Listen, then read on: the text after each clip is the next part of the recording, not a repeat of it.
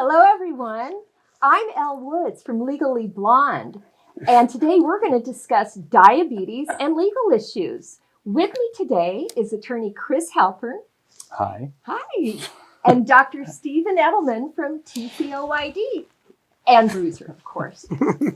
So, Kriss, I'd like to ask you a few questions about legal issues and diabetes. Is that okay? Sure. Okay, great. All right. So, to start, I hear you're a lawyer. I'm in law school, and I would like to be able to help people with diabetes too. Can you tell me about what type of law you practice? Sure. There's a lot of different areas of law that I practice that involve people with diabetes. I have issues that come up with regard to employment, with regard to driving, licensing, and the right to keep driving. Issues come up with regard to insurance. Issues come up about people being taken into custody, incarcerated, and how their diabetes is handled in those situations. There's issues of public accommodations when people who have diabetes and need to have access to their medical devices and tools and go into a public facility where they have difficulties with that. Those are all some of the issues. And I'll add on, you've helped me with some cases regarding COVID in diabetes. So that's super important. Gosh, that's fascinating. Well, I don't understand for the life of me why they ask about diabetes on the DMV form. Can't people with diabetes drive? The answer is yes. And actually DMV encourages that all people be able to drive. The issue isn't that they're trying to stop anybody who happens to have diabetes from driving. The issue is that DMV does want to make sure that anybody who gets a license to drive will be able to do so safely. So the concern that they do have is for people who fall unconscious, who have some kind of an episode where maybe they will be driving, but in a moment of time, they'll be unsafe. Can that be prevented? Can that be avoided? Are people doing things to make sure it doesn't happen, or that they know that if it does happen, they'll be able to prevent anything serious from going wrong? Kriss, you're making the DMV look like they're a smart, organized part of our government. And I know that they're there to try to do the right things, but being on the other end, filling out DMV forms, they think that if the blood sugars are really high, that's great. And if they're low, if the A1C is good, they don't realize that that person could be at risk for hypoglycemia. And anytime one of my patients gets the license taken away because they had a seizure and the doctor is required to pull the license, I have this much paperwork to do. So I don't think the DMV is that smart. So I as a doctor, I've had to deal with lots of ridiculous situations. I've never seen anybody describe the DMV as good as you did. Well, what I described is what I think DMV tries to do, and most often does do. Well, that's good to hear. I have represented several hundred people with diabetes who had their license suspended for some reason. Can you give an example of a case? Oh, sure. I've represented people who had severe lows where somebody actually died in an accident. And the person driving that had diabetes killed somebody? Yeah.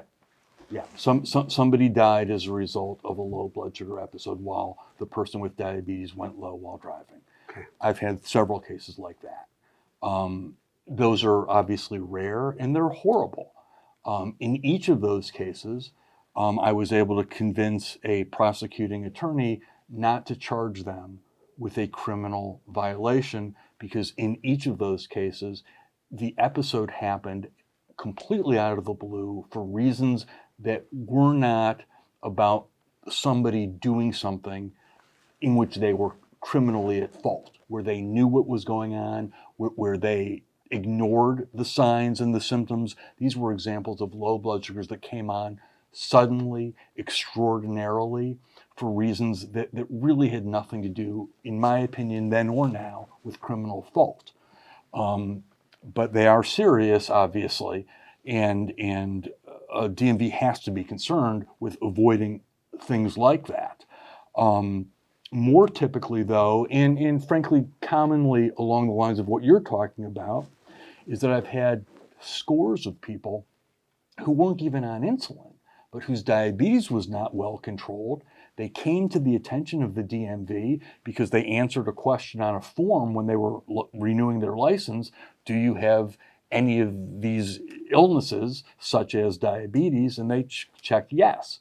And in those episodes, they checked yes, and then they were told that they had to have a doctor fill out a form. And the doctor will sometimes write, especially for a type 2, that their diabetes is not well controlled. And as soon as the DMV sees that, that can lead to problems that might get a license suspended. And as you were describing, Steve, that's not a situation where driving danger is really the issue. Their personal danger because of their diabetes management may be an issue, but they're not the kind of driver who's getting somebody killed because of their diabetes. Yep. And there is a confusion with that. And in all of those cases, I've been able to explain the issues to somebody at DMV. It's called a driving safety officer, who then understands, with the support of the physician, that this person can drive safely. And we just have to explain it better. And sometimes physicians who don't specialize in diabetes do maybe not adequately understand how to explain it to the DMV, so I can assist with that. Those situations happen not infrequently. Yeah, I would just say one quick thing, because we got lots of cases, but it really depends on how knowledgeable the person's lawyer is and how aggressive the prosecutor is. Because I know someone who got incarcerated for a year, same situation in Canada this time.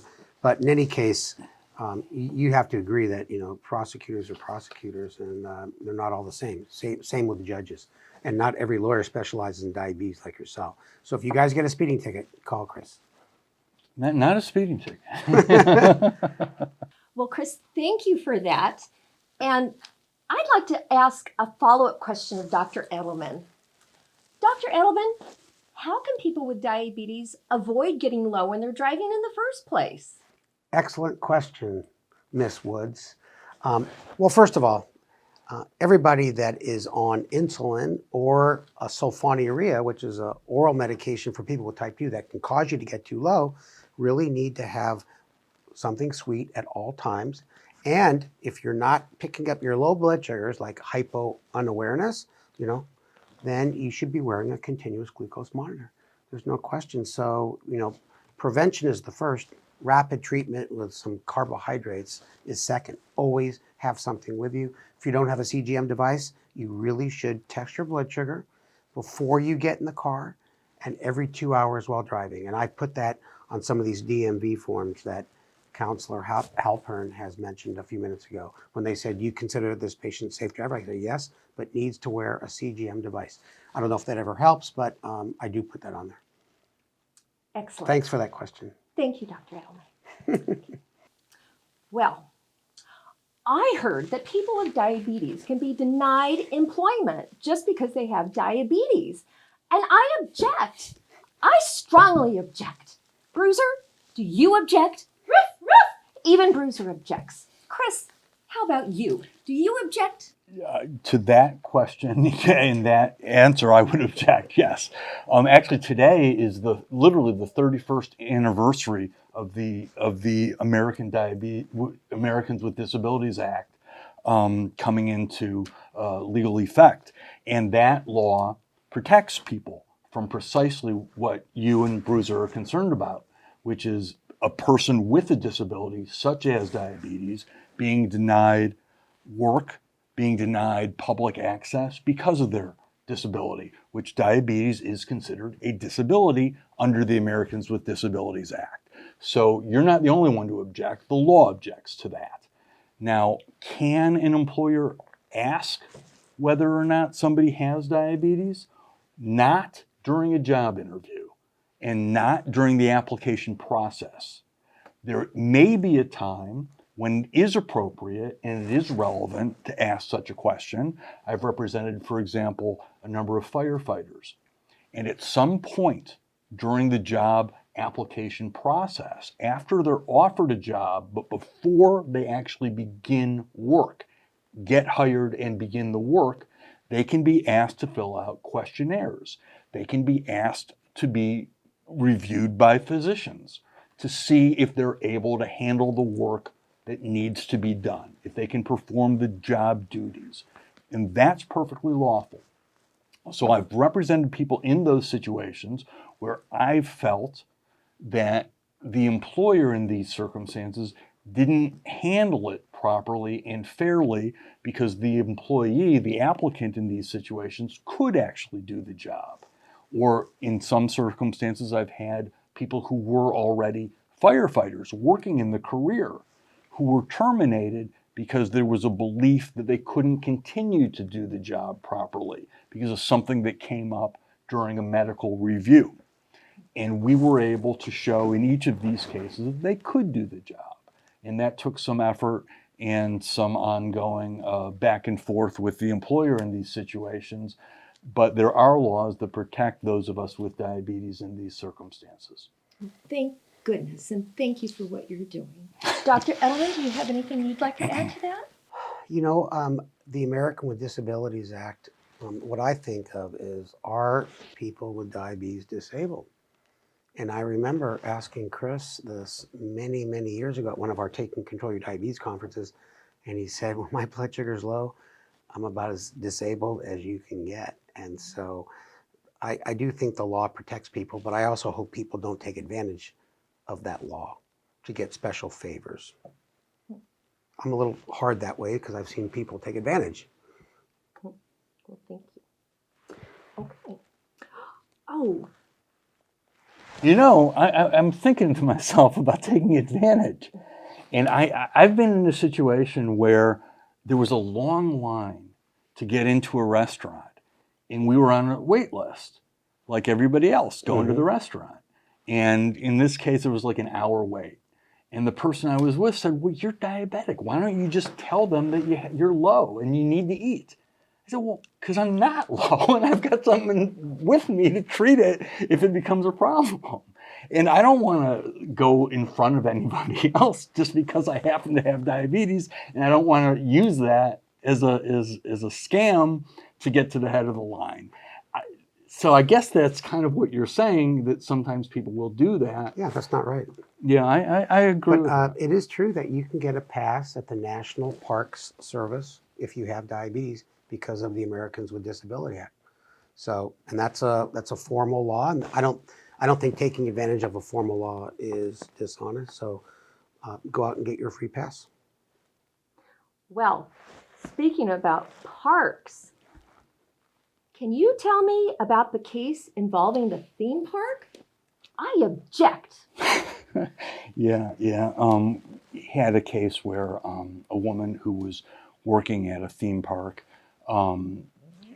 wasn't with and has type 1 diabetes, wasn't allowed to test or treat for lows or treat the low in front of the public. The park felt that eating food in front of the public was a bad image for the park. Testing blood sugar, seeing and having blood around in a public facility was bad for the park. And they were ordered that before they would be allowed to test or treat a low, they needed to call in and get a replacement.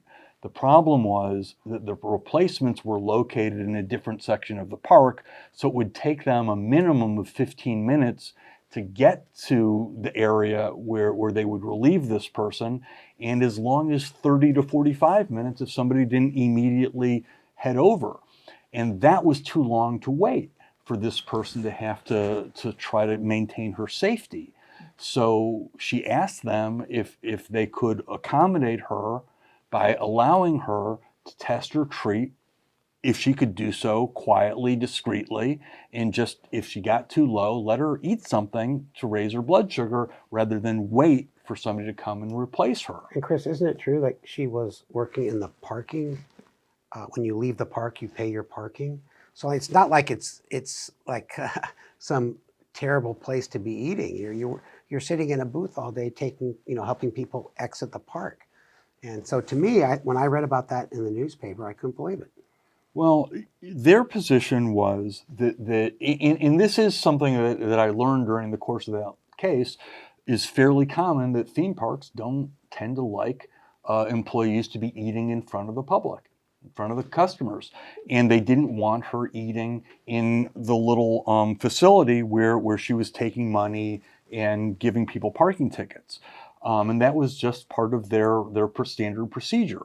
So what we did ask for ultimately was an accommodation, and explain that this could have easily been accommodated by letting her discreetly eat something, not have a big meal and make a big issue about it, but something to treat her low without having to wait and put her into danger. That became the issue in our case. And you won. Yeah, yeah. Well, people can watch lions eat food all day, but when it comes to a human eating a snack, they have a problem with that. In that case, they did. Well, thank you for that. And speaking about snacks, I have a question. So if I have diabetes and I go to my local gym, can I bring my pink spandex, my chihuahua, and my own snacks to treat a low? I don't know much about spandex law. I haven't studied or taken part in that. But as far as treating a low, I do think that is something that is part of the accommodations rights that you have under the Americans with Disabilities Act. I did have one case where a young girl who was an incredible athlete and was trying to go into a facility that didn't allow you to bring in food into the facility, and she had her diabetes. What's the word I want? The treat a low. The Carbohydrates, snacks, glucose tabs, something. Yeah, she had various snacks of that nature for that reason that she wanted to take with her, and they wouldn't let her in. And their response was, "Well, you could just buy food here. So why do you need to bring something in?" And her response was, "Well, this is what I need to treat my low, and I need something that's specifically going to work quickly, and I will have easy access to it, and I don't want to have to wait in line to buy something." And that all seemed very reasonable to me when this came to me. And I did ultimately work this out with the owner of the park, that they let her come in and they accepted this as a reasonable accommodation. And that's really the best case scenario. When you explain it to somebody, whether it's an employer, whether it's somebody who has a public business, and they're willing to listen to you, and you engage in what's called an interactive process where you explain what your needs are, and you tell them, look, what I want isn't really going to interfere with your business in any way, but I do need this for a serious medical purpose. And if you can get a doctor like Dr. Edelman to support that request, makes it an awful lot easier to get somebody to listen. Well, my question is, did they make accommodations for that one individual person, or did they change their policy for anybody with diabetes? Because I think that's key. I agree with you, and this one was so long ago, I don't remember anymore, to be really frank about it. I hope and believe that they understood after we explained it to them that this was true for anybody with diabetes. And I know that for this individual, they did accept it. Whether or not they accepted it for anybody else with a similar issue, I think the answer is clearly yes, that was explained and understood. Well, you also opened the door for that, for anybody else too. Yeah, and there's a lot of students at the university that go in to take a long test, and they're traditionally not allowed to bring anything. Before CGM, you couldn't even bring a finger sticker in the room, let alone juice in case you got low. So now in these days, you just need to ask ahead of time and do it well ahead of the exam so that you go through all the bureaucracy to get the approval. The real problems that, frankly, I have is when you find an employer or somebody in that public facility situation who won't listen to you. And regardless of how much you try to explain it, just digs in their heels and refuses to take part. That's when I need Bruiser to come help. A friend of mine's nephew has type 1 diabetes, and he was incarcerated, and they took away his insulin pump, and his blood sugar control became dangerously horrible. I object. Don't people in jail have any rights? They do, and they should. And this is an issue that is serious, and it's ongoing, and it affects people with diabetes in serious ways that put lives at risk.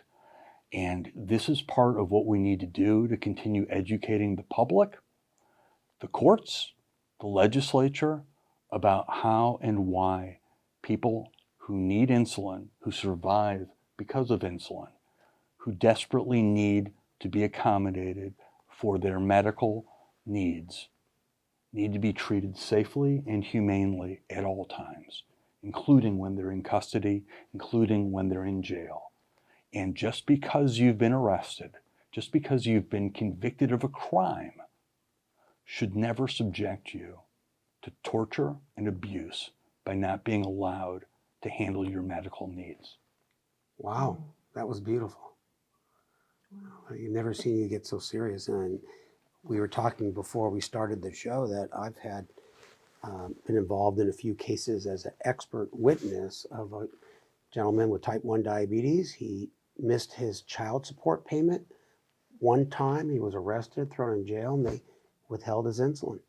And he eventually went into a coma, a seizure, and passed away. And even when they brought him to the emergency room one time before they shipped him back, the emergency room knew he was from the jail and didn't treat him appropriately.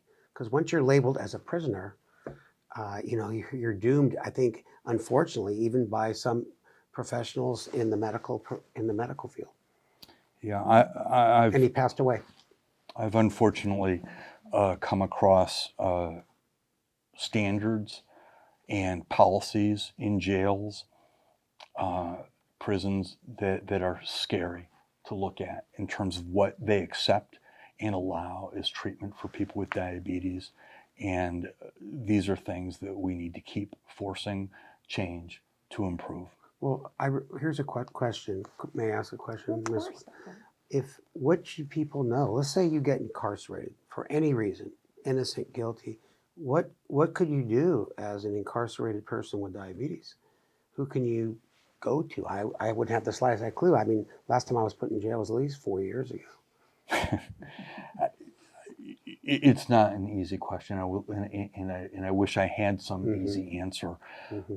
Theoretically, it should begin with being able to tell somebody who knows what they're doing and who listens about your medical needs, and having them understand them and make an appropriate decision about them. Unfortunately, there's a variety of problems that interfere with that. Problem number one is sometimes the person who has been taken into custody isn't necessarily the best person able to describe their own problems, or in that scenario, able to calmly express what their needs are. That's problem number one. Yeah. So let me just interject. You're reminding me of anybody gets hospitalized, having an advocate. And this could be anybody that understands, but like you said so well, speaking rationally, you may not be that rational locked up for the first time in your life for something that you may or may not have done. So yeah, I'm sorry, keep going, Kriss. No, but I agree. And theoretically, the advocate, frankly, should be the nurse, who is usually the first person who the person arrested will see. And that nurse is, as part of her professional responsibility, supposed to be a patient advocate. And that person taken into custody, that person arrested in prison, is a patient. They're not just a jailed person, they're a patient. And the nurse or physician, if there is one who gets involved, should be their advocate.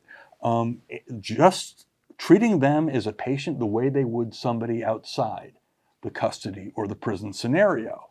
Unfortunately, that doesn't always happen. Yep. And there's a lot of frustration among the healthcare staff because there are many people, obviously, who are arrested, who are in prisons, who are dangerous and difficult people. And so there is that difficulty. But when you have that job, you have that role, you do have a responsibility to take people into account as patients and to treat them appropriately. The training has to be sufficient for that to happen. And my experience with it has increasingly been, as I've learned more about it, that the training isn't always as good as it needs to be. And that's part of the problem. Yeah. Yeah, I'll just add one thing that even police officers out in the field, and I'm very much a supportive police person, but certain police forces, depending on the city, they need education on dealing with people with diabetes. Because I've seen it where someone is low, they're acting erratic, and they would assume they're on drugs or alcohol, and they get rough. And but being a policeman is tough, and you're kind of always getting the brunt of all kinds of negative activity, and so education and training for those folks as well is important. Well, my last question has to deal with COVID, and COVID has been such a pain for us all. I haven't been able to get my highlights done in months. But has COVID been a legal issue for people with diabetes? Yeah, in the beginning of COVID, actually, I was watching TCOYD on the internet to see how Dr. Edelman and other experts with TCOYD were explaining how people with diabetes should handle it. Because I was getting calls from people saying, well, I don't know what to do. I'm diabetic. I keep hearing in the news that it's more dangerous for us, that people with diabetes have more problems because of COVID, are more likely to get severely ill, more likely to die. Should I go to work? Can I stay home until something happens? Now that we've got vaccines, hopefully most of us are vaccinated. I don't want to get into the politics of it here, but I personally am vaccinated. Believe that people need to get vaccinated. But these issues and fights have been ongoing since COVID began.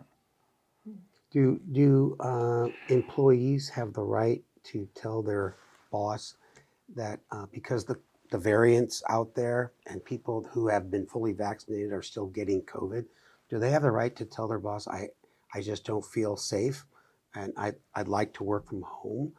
And if it's not a at-home type of job, let's say you're a bus driver or something, do you have to go to work or you have to resign?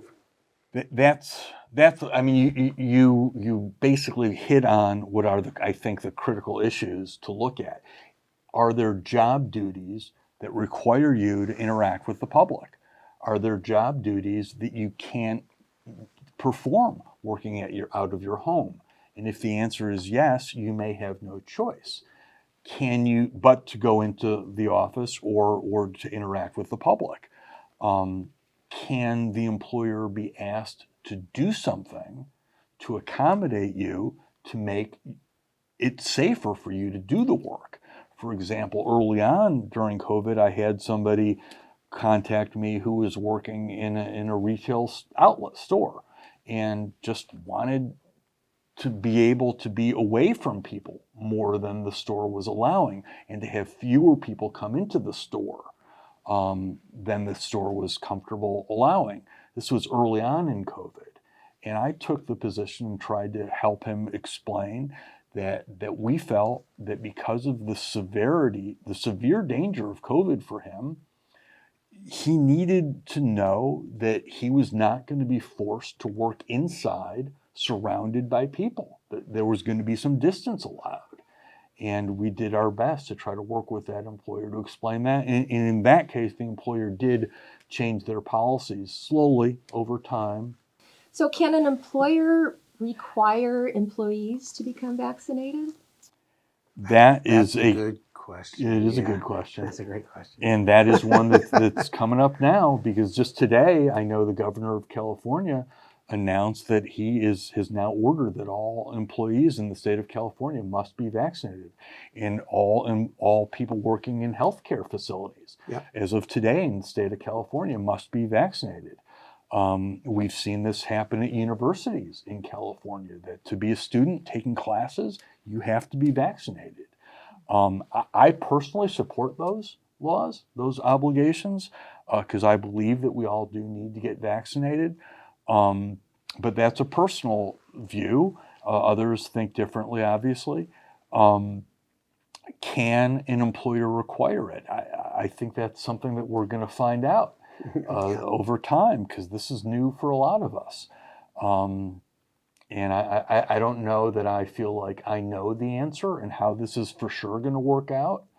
I just know what I hope will happen, which is that we all find better and better ways to stay safe. Well, Attorney Halpern and Dr. Edelman, thank you both so much. This has been illuminating, and Bruiser and I appreciate it.